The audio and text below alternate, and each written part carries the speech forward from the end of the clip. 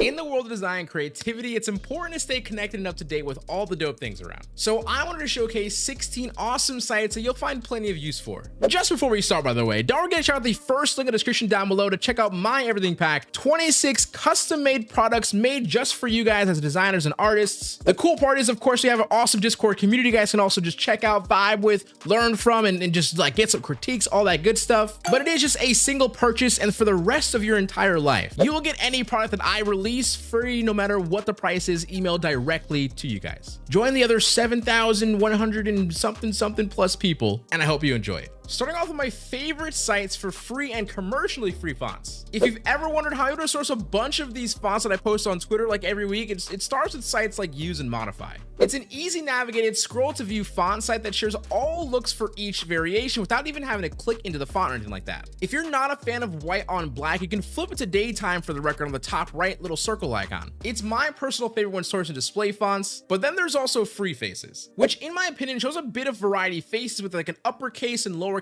a to kind of get the feeling of the typeface. But if you're looking for like decorative fonts and like heavily unique display fonts, this site has plenty of options for sure. Uncut dot what the f.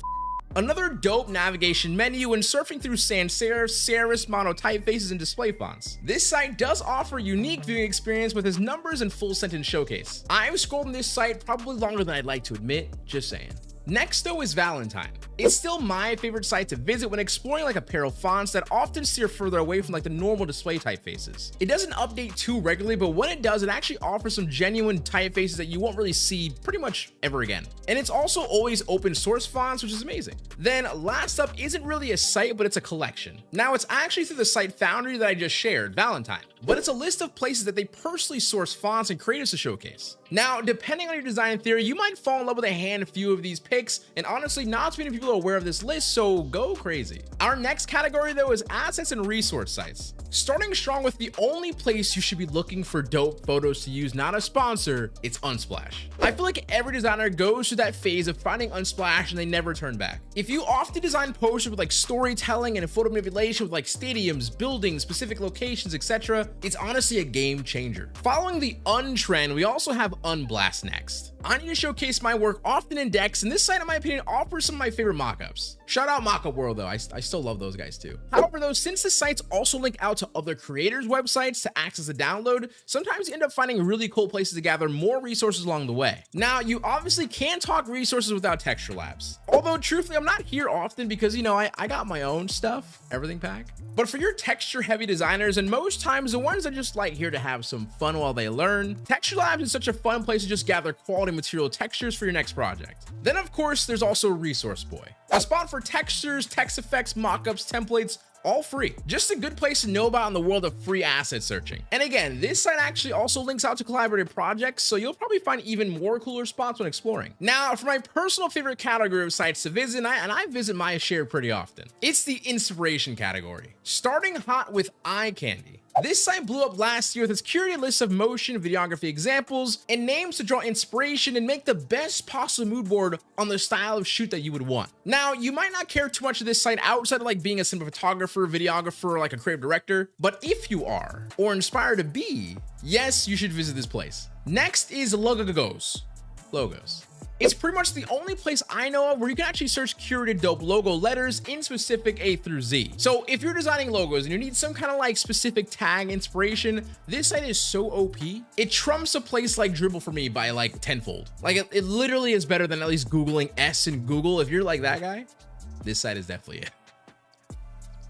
Now, following that is a newer site, InspoType. It's a dope place to source free Adobe and custom font pairings. Additionally, with the option also change the color scheme to help speed up any look and feel branding. I personally made a whole video about color theory and how important it is, and so also is type. Yeah.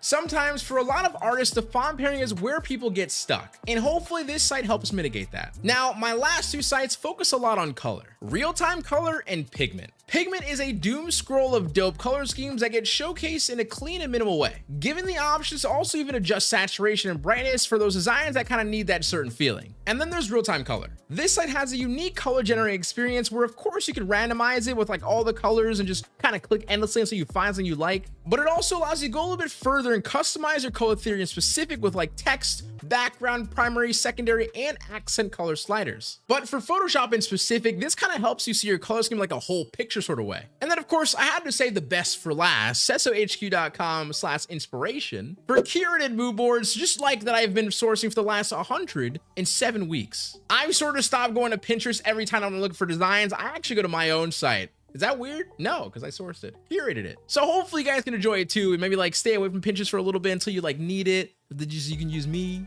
you know. But with that being said, that is the end of the video here today, and I just hope one of these sites you visit often. That's my goal here. So with that being said, if you guys are new, do not forget to subscribe and all that good stuff. If you want to be friends, we can be friends. Of course, if you like the video, also don't forget to leave a like on the video. And with that, SisoHQ out. You're gonna keep smiling. With that, you're gonna keep smiling, stay positive, and stay freaking productive, guys. That are much love. Peace. Enjoy your new fonts. No, your new fonts, resources, and inspiration sites.